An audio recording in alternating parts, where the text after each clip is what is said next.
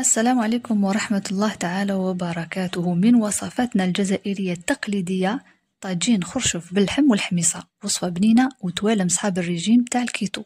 تابعوا معايا. بصح قبل ذلك إذا عجبتكم الوصفة ديروا لي جيم واشتركوا في القناة. شكرا لكم.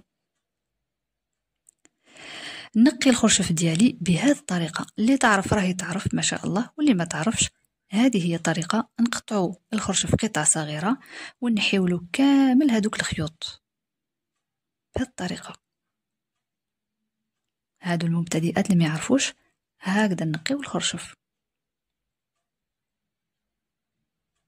ونكون وجدت قدامي بسينة تاع الماء فيها شوية عصير نص حبة قارص باش ما يكحليش الخرشف. كل ما نقطع قطعة تاع الخرشف نحي لها الخيوط ونحطو في هذيك البسينة تاع الماء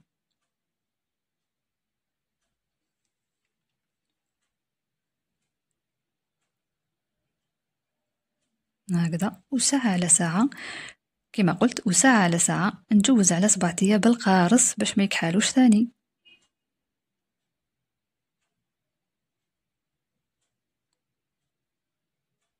هكذا في قدرة درت الماء يغلي باش نضيف الملح حتى يغلي هذاك الماء باش نزيدو الملح، وراح نضيف هنا ربع حبة قارص نرميها في الماء.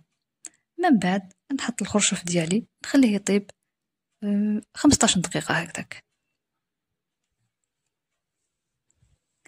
في مرميطة حطيت نصف ملعقة كبيرة تاع الدهان. هنا حطيت دهان حيواني ماشي نباتي، راه يتباع الآن.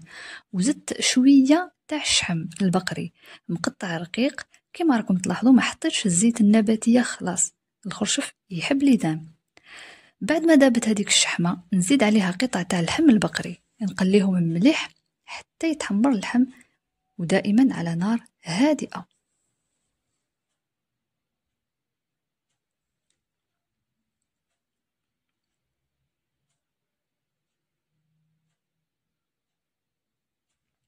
الآن هنا أنا خديت حبة بصل كبيرة قسمتها على زوج.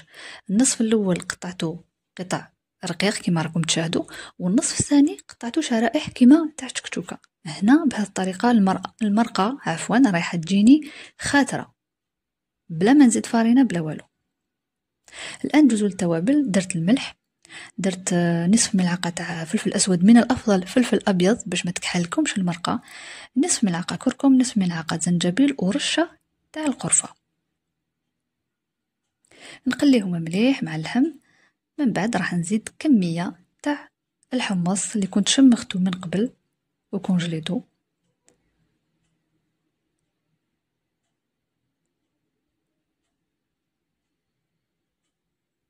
من بعد نمرق، وهنا المرقة لازم تجي نغطي جوست اللحم، ما لازمش يجي معمر بالماء، المرقة لازم تجي خاترة.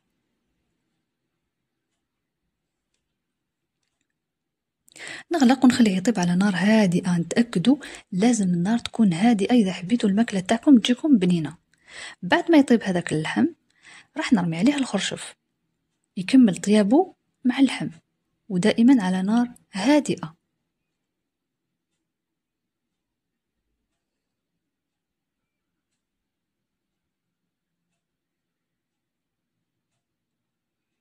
هكذا. وبعد ما يطيب هذا الخرشف راح نوجد العقدة ديالي. العقدة وش فيها؟ فيها معدنوس، كمية تاع المعدنوس مقطع رقيق، نصف عصير تاع حبة قارص، صفار بيضة، وهذا مكان. ونخلط.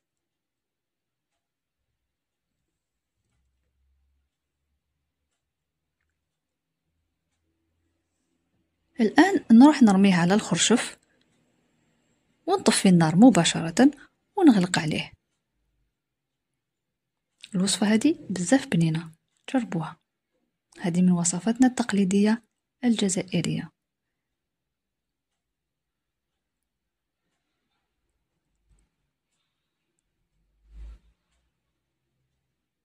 ولا نغلق عليه ونخليه هذاك البيض هذاك يطيب بهذاك الفوار تاع المرميطة.